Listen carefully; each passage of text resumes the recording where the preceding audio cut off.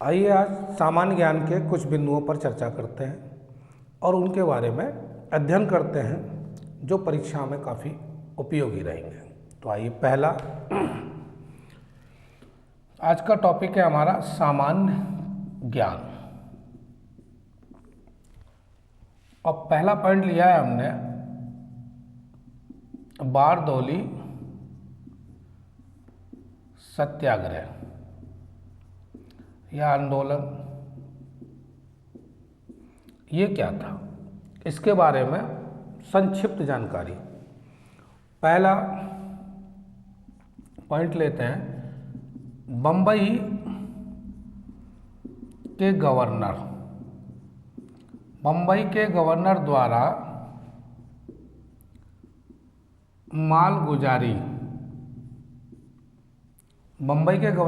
मालगुजारी में 22% की वृद्धि के बाद गुजरात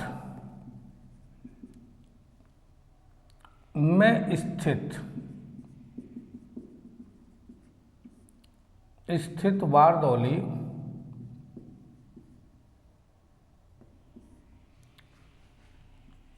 के किसानों ने सरदार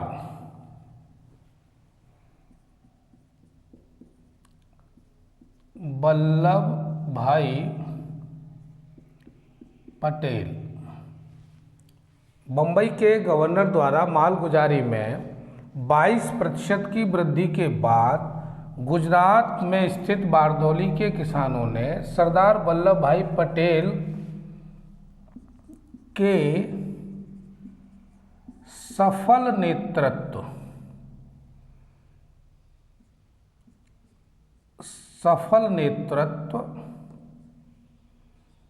में सत्याग्रह किया।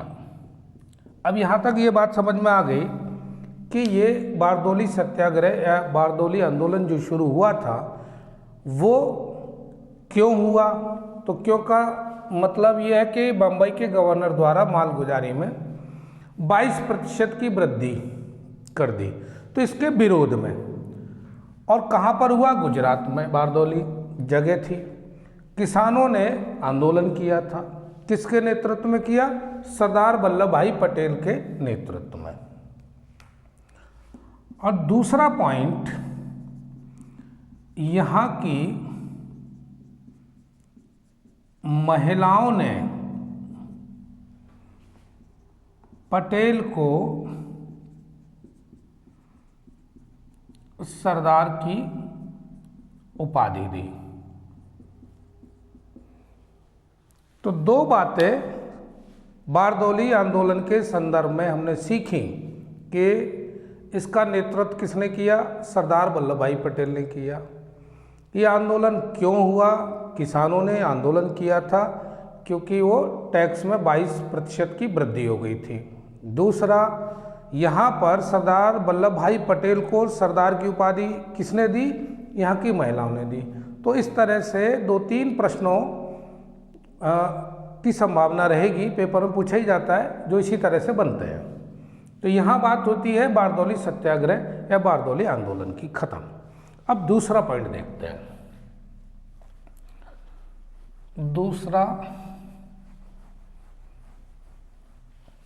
दूसरा पॉइंट है विलियम जोन्स।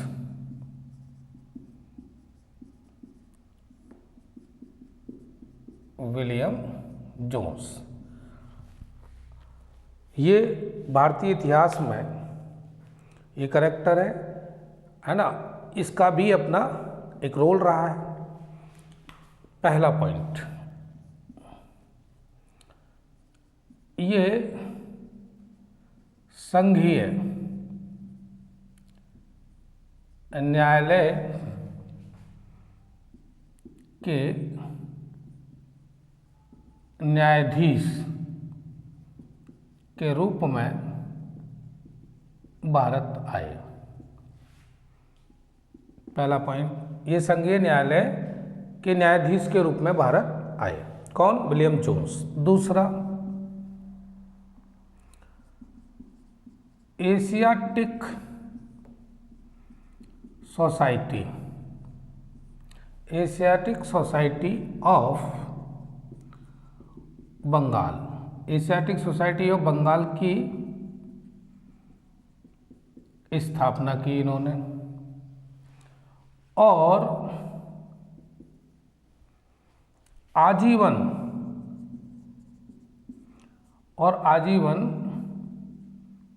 इसके अध्यक्ष रहे। विलियम जोन्स के बारे में दो बातें, ये संघीय न्यायालय के न्यायाधीश के रूप में भारत आए। दूसरा, एशियाटिक सोसाइटी ऑफ बंगाल की स्थापना करी, और एशियाटिक सोसाइटी ऑफ बंगाल की स्थापना की साथ में आजीवन इसके वो क्या रहे? अध्यक्ष रहे। थर्ड पॉइंट, इन्होंने मनु संहिता, हितोपदेश,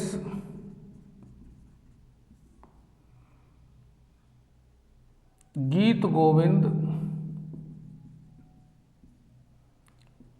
आदि ग्रंथों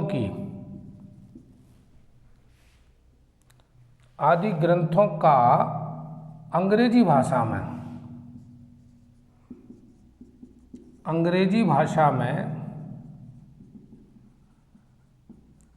अनुवाद किया। तो विलियम जोन्स के बारे में तीन बातें हमें याद रखनी है। पहला ये कि ये व्यक्ति न्यायाधीश थे, ठीक। दूसरी बात, इन्होंने एशियाटिक सोसाइटी ऑफ बंगाल की स्थापना की और इसके आजीवन अध्यक्ष भी रहे। तीसरा, इन्होंने जो मनु संहिता, हितोपदेश और गीत गोविंद आदि ग्रंथों का अंग्रेजी भाषा में अनुवाद किया था। तो तीन बातें ये इनके संदर्भ में बहुत महत्वपूर्ण है जो याद रखनी है।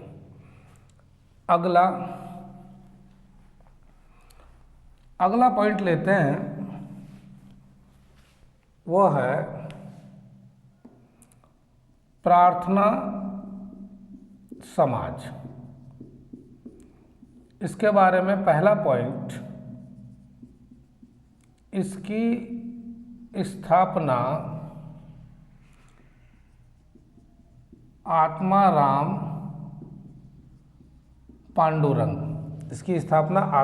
पांडुरंग एवं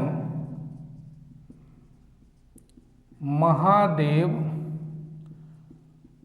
गोविंद रानाडे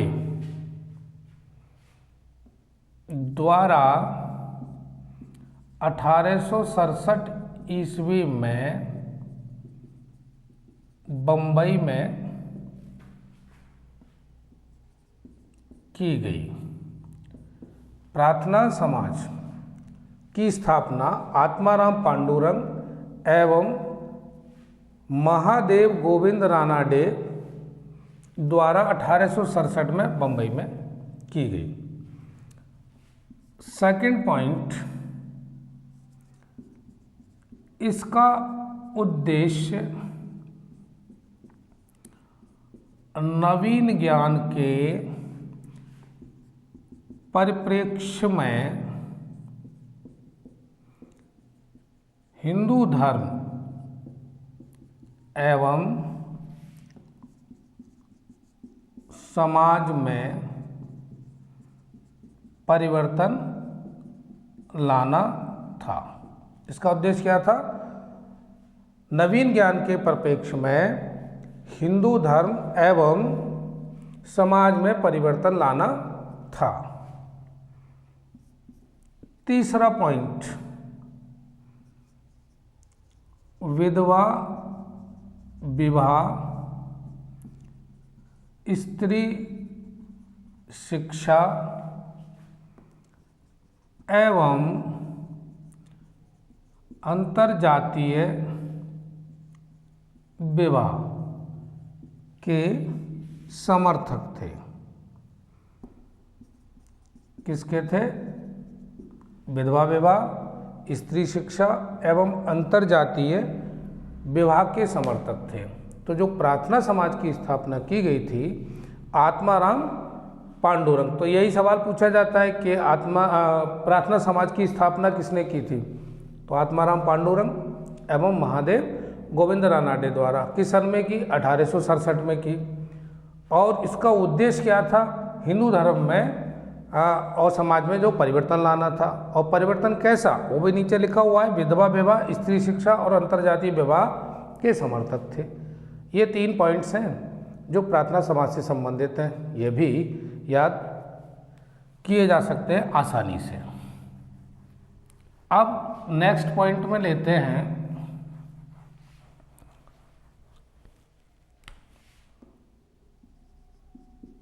भगवती चरण बोहरा। अब इनके संदर्भ में क्या सीखना है? गुजरात में जन्मे एवं भगत सिंह तथा चंद्रशेखर आजाद के निकट सहयोगी थे। पहली लाइन तो ये, गुजरात में जन्मे और भगत सिंह तथा चंद्रशेखर आजाद के क्या थे? निकट सहयोगी। सेकंड पॉइंट, ये बम बनाने में अत्यंत कुशल क्रांतिकारी थे। थर्ड पॉइंट, इन्होंने द फिलॉसफी ऑफ बम नामक पुस्तक की रचना की। गुजरात में जन्मे एवं भगत सिंह तथा चंद्रशेखर आजाद के सहयोगी, ये बम बनाने में अत्यंत कुशल क्रांतिकारी थे।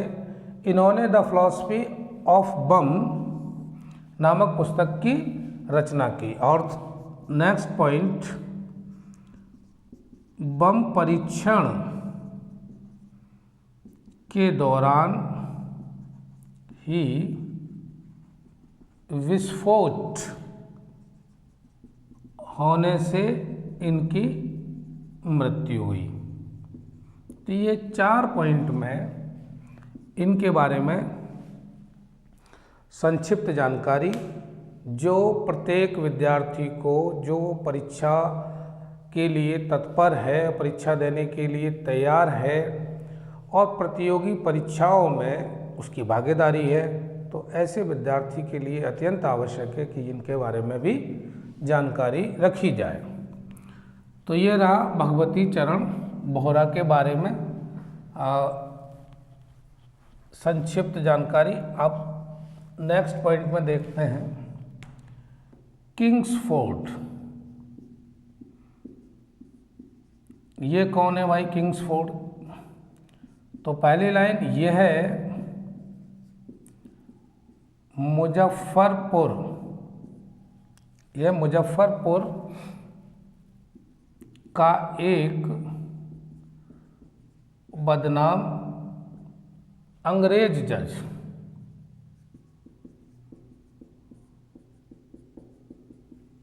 था, जिस पर खुदीराम बोस एवं प्रफुल्ल चंद्र चाकी, जिस पर खुदीराम बोस एवं प्रफुल्ल चंद्र चाकी द्वारा जानलेवा हमला किया गया, किंतु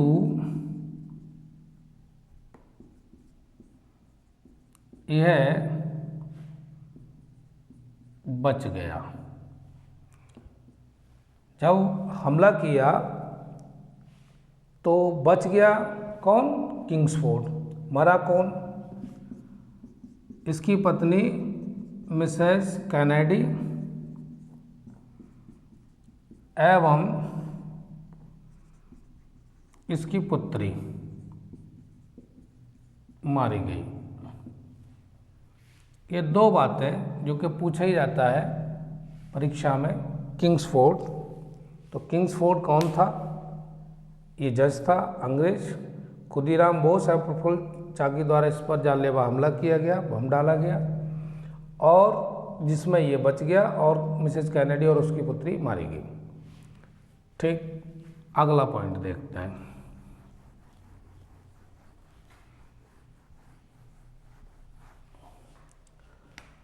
अगला पॉइंट है आनंद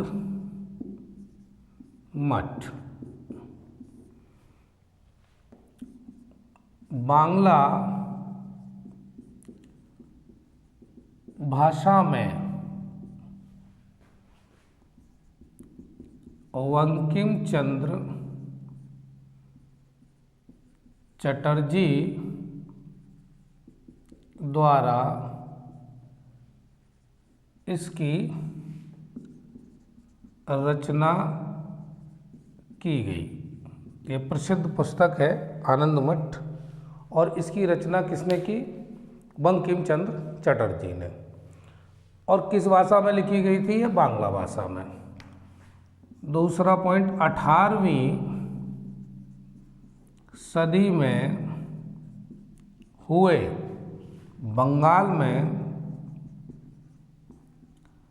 बंगाल में सन्यासी विद्रोह की स्पष्ट जानकारी मिलती है। किससे मिलती है? आनंद मठ से। दो बातें हो गई, बांग्ला भाषा में बंकिम चंद्र चटर्जी द्वारा लिखा गया, और 18वीं सदी में बंगाल में सन्यासी विद्रोह की जानकारी भी इसी पुस्तक से मिलती है। और थर्ड पॉइंट है राष्ट्रीय गीत, उसको भी इसी में लिखा गया था, उसका भी वर्णन आनंद मठ में ही है। अब अगला पॉइंट देखते हैं। वारिंद्र कुमार घोष,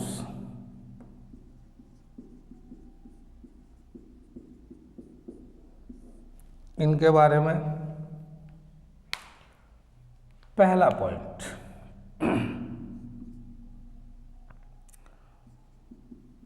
बंगाल के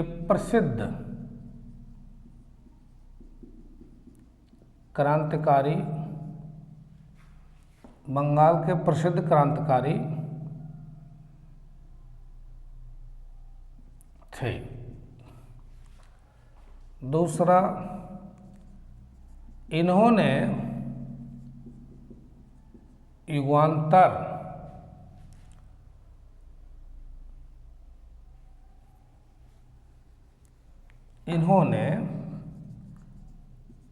अनेक गुप्त समितियों की स्थापना की। दूसरा पॉइंट, इन्होंने अनेक गुप्त समितियों की स्थापना की। तीसरा, इन्होंने युगांतर नामक समाचार पत्र निकाला। और चौथा पॉइंट है, इन्हें काले पानी की सजा 1908 से 1920। बारेंद्र घोष के बारे में क्या है? ये बंगाल के प्रसिद्ध क्रांतिकारी थे। इन्होंने अनेक गुप्त समितियों की स्थापना की। इन्होंने युगांतर नामक समाचार पत्र निकाला और इन्हें काले पानी की सज़ा 1908 से 1920 हुआ। यह था कि इनको दी तो गई थी फांसी की सज़ा, लेकिन बाद में बदल कर इनको काले पानी की सज़ा में परिवर्तित कर दिया गया था। अगला पॉइंट देखते हैं।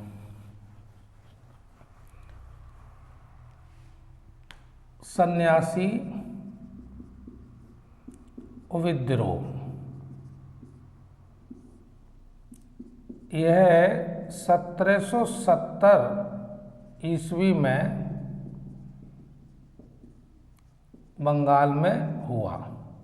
सन्यासी विद्रोह कहाँ हुआ? 1770 में बंगाल में हुआ। सेकंड पॉइंट, बंगाल में भयंकर अकाल एवं अंग्रेजी सरकार की उदासीनता, अंग्रेजी सरकार की उदासीनता तथा तीर्थ स्थानों पर जाने पर लगे प्रतिबंध के कारण सन्यासियों ने जबरदस्त विद्रोह किया। अब यहाँ पर दो पॉइंट्स हैं, दोनों याद रखने हैं। क्या? यह 1770 ईस्वी में बंगाल में हुआ। कौन सा? सन्यासी विद्रोह। बंगाल में भयंकर अकाल एवं अंग्रेजी सरकार की उदासीनता तथा तीर्थ स्थानों पर जाने पर लगे प्रतिबंध के कारण सन्यासियों ने जबरदस्त विद्रोह किया। और थर्ड पॉइंट, इसमें जमींदार, कृषक एवं शिल्पकार आदि भी शामिल थे। केवल सन्यासी ही नहीं थे इसमें शामिल, इसमें जमींदार भी शामिल थे विद्रोह में, इसमें किसान भी शामिल थे, इसमें शिल्पकार भी शामिल थे। अगला पॉइंट, वारेन हेस्टिंग्स ने इस विद्रोह को दबाया। किसने? Warren Hastings. तो सन्यासी विद्रोह के बारे में हमारे पास 4 पॉइंट और चारों याद रखने हैं। क्या? ये 1770 में बंगाल में हुआ। बंगाल में भयंकर अकाल एवं अंग्रेजी सरकार की उदासीनता तथा तीर्थ स्थानों पर जाने पर लगे प्रतिबंध के कारण सन्यासियों ने जबरदस्त विद्रोह किया। यानी विद्रोह क्यों किया ये भी पता चला। इसमें कौन शामिल थे? जमींदार भी थे, किसान भी थे और शिल्पकार भी थे। और इस विद्रोह को जो दबाया था वो तत्कालीन वारेन हेस्टिंग जो गवर्नर जनरल था, इसने विद्रोह को दबाया। तो यहाँ तक बात होती है सन्यासी विद्रोह की। अगला पॉइंट,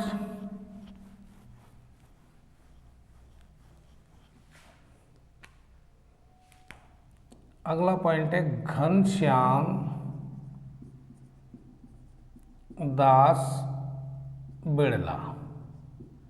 ये कौन थे भाई? इनके बारे में भी देखते हैं, जानकारी लेते हैं। ये विख्यात पूंजीपति एवं स्वतंत्रता सेनानी थे। कौन थे ये? ये विख्यात पूंजीपति एवं स्वतंत्रता सेनानी थे। दूसरा पॉइंट, 1928 में भारतीय वाणिज्य उद्योग महामंडल के अध्यक्ष बने। 1928 में भारतीय वाणिज्य उद्योग महामंडल के अध्यक्ष बने। नेक्स्ट पॉइंट, 1932 में हरिजन सेवक संघ के अध्यक्ष बने। 3 पॉइंट। और चौथा पॉइंट है 1967 में पद्म विभूषण से अलंकृत किया गया। अब घनश्याम दास बृहणा के बारे में 4 पॉइंट। ये विख्यात पूंजीपति एवं स्वतंत्रता सेनानी थे। 1928 में भारतीय वाणिज्य उद्योग महामंडल के अध्यक्ष बने। 1932 में हरिजन सेवक संघ के अध्यक्ष बने और 1967 में पद्म विभूषण से अलंकृत किया गया। तो इस तरह से घनश्याम दास बृहणा के बारे में इन 4 पॉइंट्स में हमने संक्षिप्त जानकारी हासिल की। अब अगला पॉइंट देखते हैं भाई।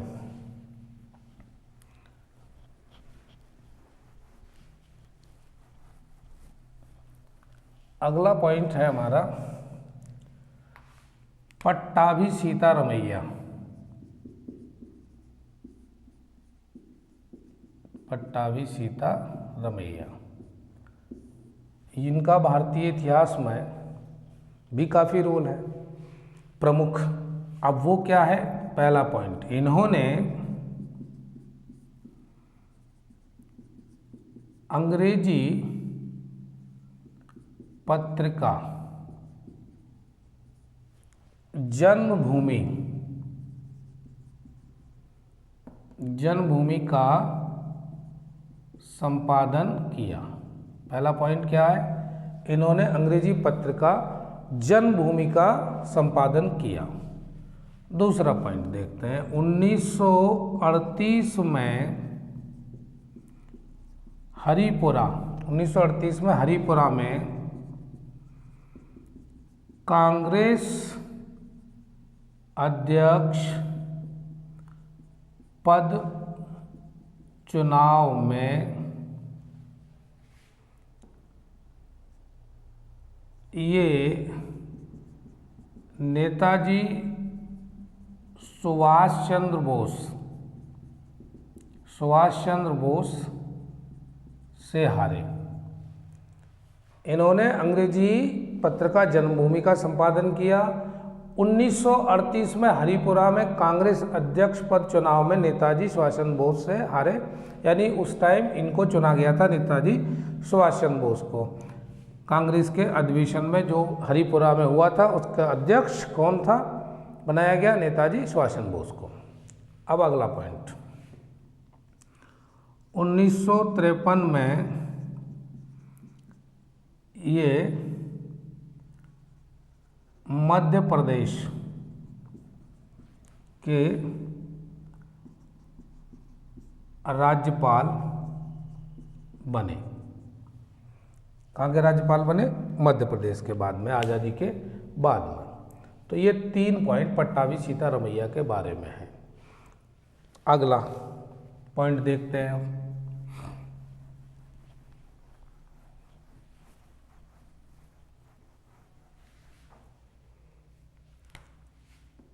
अमृत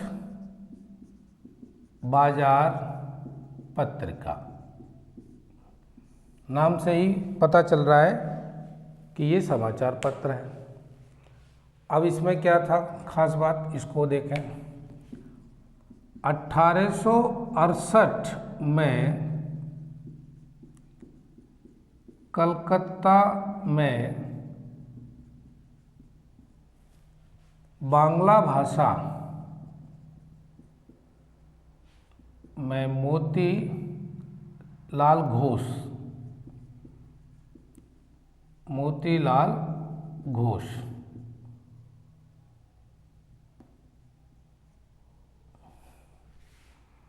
ने इसका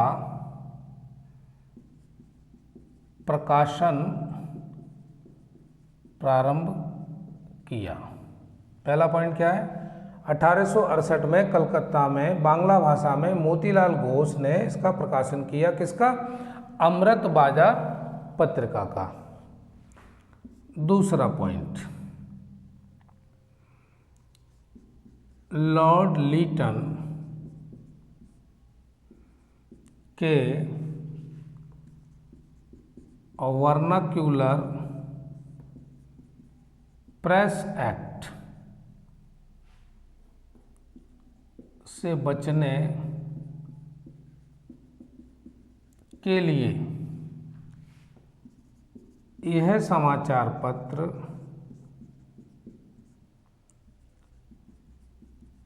अंग्रेजी साप्ताहिक में परिवर्तित हो गया।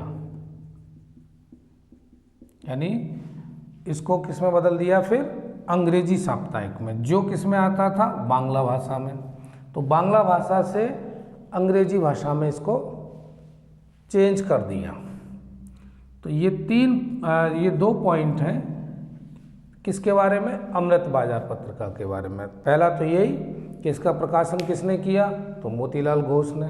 कब किया? 1868 में किया। कहाँ पर किया? कलकत्ता में किया। और जो बांग्ला भाषा में था उसको बाद में किस में कर दिया? अंग्रेजी भाषा में। बस इतना सा आपको याद रखना है अमृत बाजार पत्रिका के बारे में। अगला पॉइंट है हमारा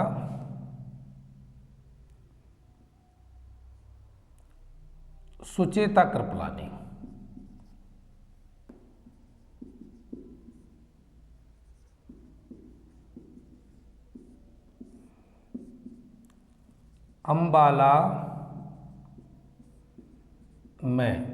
अंबाला में 1908 में जन्मी कृपलानी ने 1942 में भूमिगत स्वयं सेवक दल का निर्माण किया। सुचेता कृपलानी के बारे में पहला क्या पॉइंट है हमारा? अंबाला में 1908 में जन्मी कृपलानी ने 1942 में भूमिगत स्वयंसेवक दल का निर्माण किया। और दूसरा पॉइंट 1963 में उत्तर प्रदेश की पहली महिला मुख्यमंत्री बनी। उत्तर प्रदेश में पहली महिला मुख्यमंत्री बनी 1963 में। या यूं कहिए कि भारत के किसी भी राज्य में अगर देखा जाए तो ये भारत की पहली महिला मुख्यमंत्री हैं जो कि उत्तर प्रदेश में बनी। तो इस तरह से हमने 10-11 पॉइंट्स लिए जो सामान्य ज्ञान से संबंधित थे। आज की क्लास यहीं तक। मिलते हैं फिर किसी नए टॉपिक के साथ। तब तक यूं ही जुड़े रहिए। धन्यवाद।